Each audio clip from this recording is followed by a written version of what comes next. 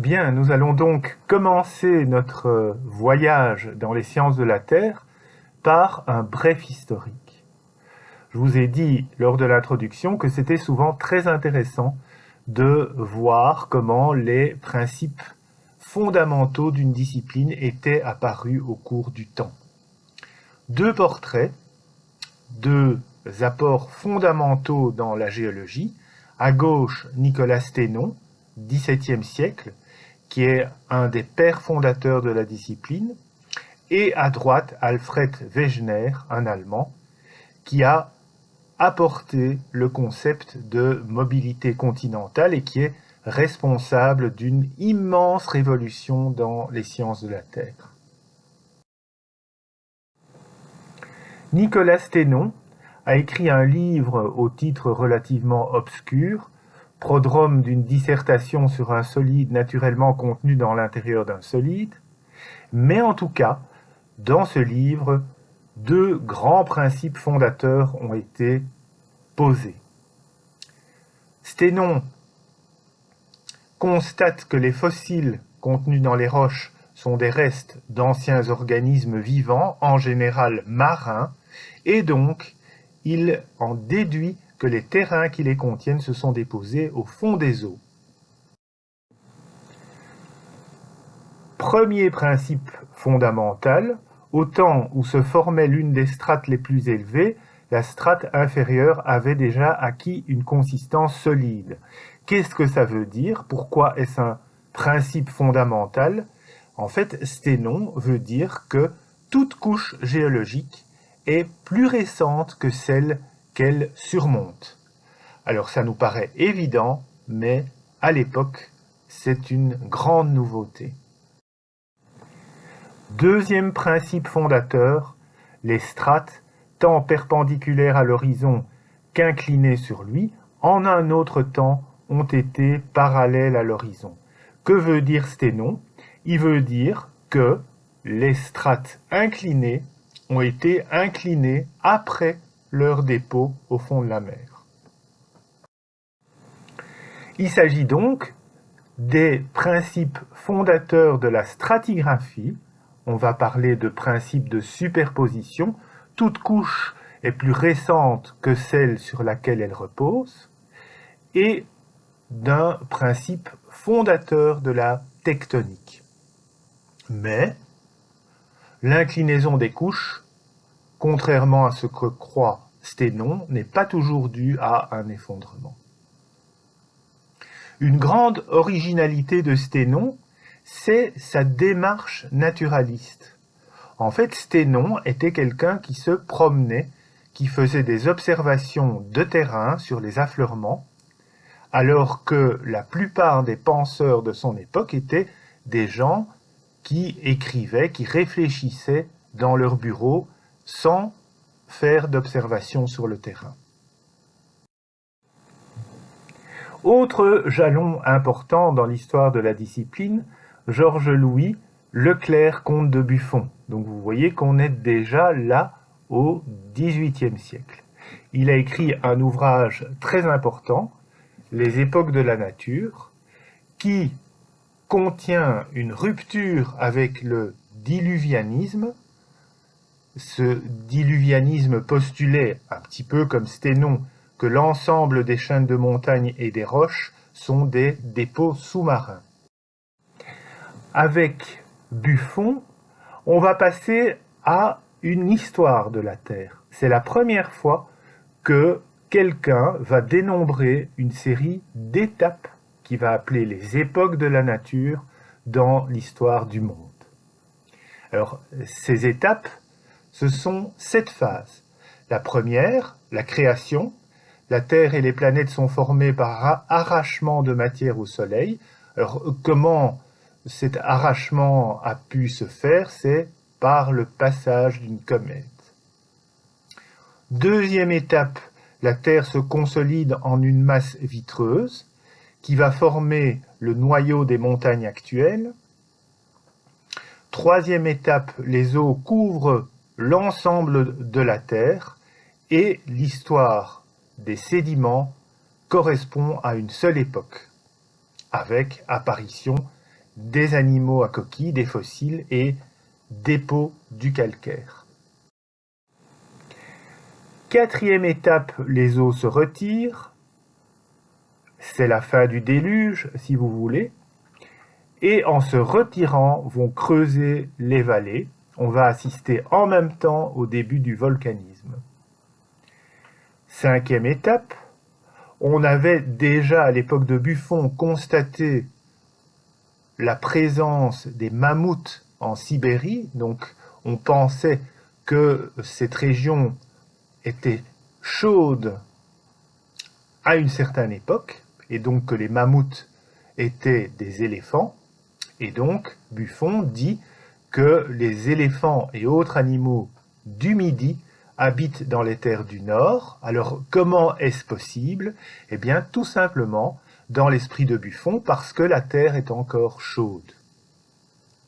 Sixième étape, séparation des continents, poursuite du refroidissement de la Terre, apparition des hommes, effondrement de l'Atlantide. Et enfin, septième étape, c'est l'histoire humaine, naissance et déchéance de grandes civilisations.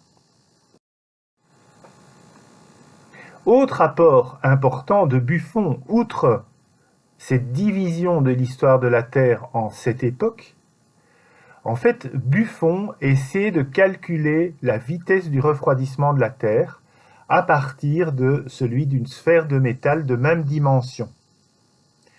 L'âge qu'il obtient, c'est 75 000 ans. En fait, c'est bien sûr, par rapport à nos connaissances actuelles, un âge beaucoup trop faible, mais c'est beaucoup plus grand que ce qu'on pensait à l'époque. Au XVIIe, XVIIIe siècle, on pensait, comme Usher, que l'homme avait été créé en l'an 4004 avant Jésus-Christ. Autre jalon, Werner, Abraham Werner, un Allemand, et sa théorie du neptunisme et de la géognosie. Alors, qu'est-ce que la géognosie? C'est le fait de classer et nommer les terrains géologiques d'après leur ordre de superposition, là on en revient à Sténon, et considérer que cet ordre correspond à leur âge relatif. Werner va donc subdiviser les couches qu'il observe en 12 unités. D'abord des couches sédimentaires, puis des roches volcaniques qu'il croit sédimentaires, parce que dans l'esprit de Werner, tout est déposé au fond de la mer, et enfin la craie. Et derrière cette subdivision, l'ambition de Werner est de mettre en évidence une colonne lithologique universelle, c'est-à-dire une succession de types de roches qu'on va retrouver sur l'ensemble de la planète. Mais on verra plus tard qu'une époque ne peut être caractérisée par un type de dépôt unique, mais uniquement par les fossiles. Werner et son école, qu'on va appeler les Neptuniens, de Neptune, dieu des océans, croient à l'irréversibilité des phénomènes géologiques. Et donc, pour eux, l'ordre de précipitation, d'apparition, de dépôt des matériaux dans l'océan primitif n'est pas quelconque. Les premiers dépôts, ce seront des grands cristaux, c'est vraiment de la précipitation.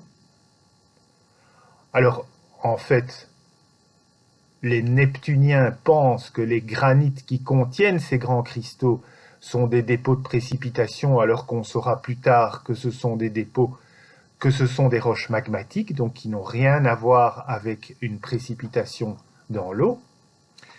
Puis, à mesure que les eaux sont plus agitées, parce que leur niveau va baisser, les cristaux deviennent plus petits.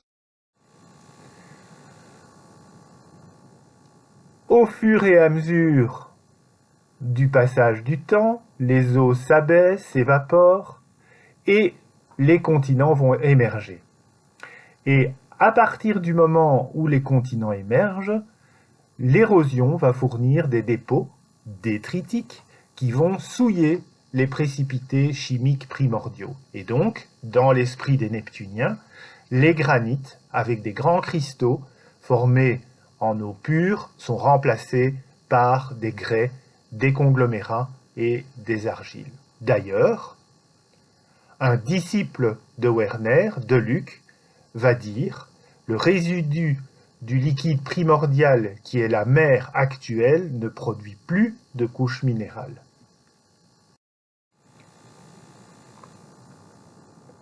Alors, en science, on observe souvent des mouvements de balancier. Pour Werner, tous les dépôts sont d'origine marine. Hutton va arriver, James Hutton, et lui, il va proposer que la plupart des matériaux de l'écorce terrestre sont formés sous l'effet de la chaleur. Alors, cette chaleur a trois effets. Un, la consolidation des sédiments, donc la transformation des sédiments en roches.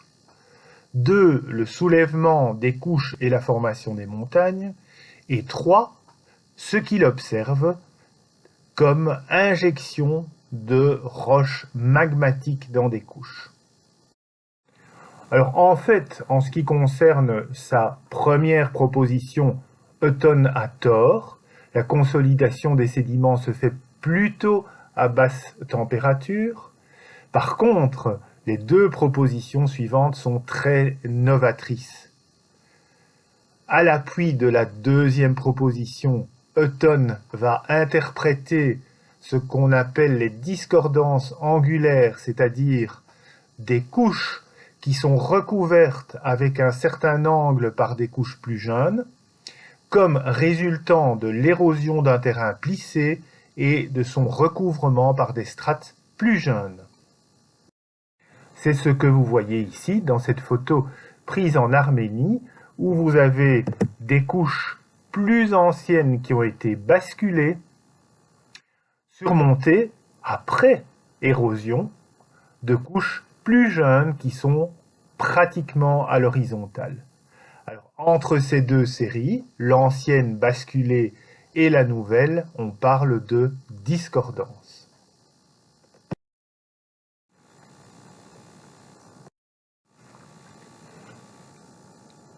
Et depuis Hutton, les discordances telles qu'elles sont reconnues sur le terrain permettent de dater les plissements et ont introduit la notion de cycle dans l'histoire de la Terre. Chaque cycle correspondant à la formation d'une chaîne de montagnes. Sa troisième proposition, qui concerne l'injection de magma dans des roches, est aussi très importante puisqu'il montre que le granit n'est pas du tout une roche primitive et peut être même postérieure à des roches de type plissé par exemple.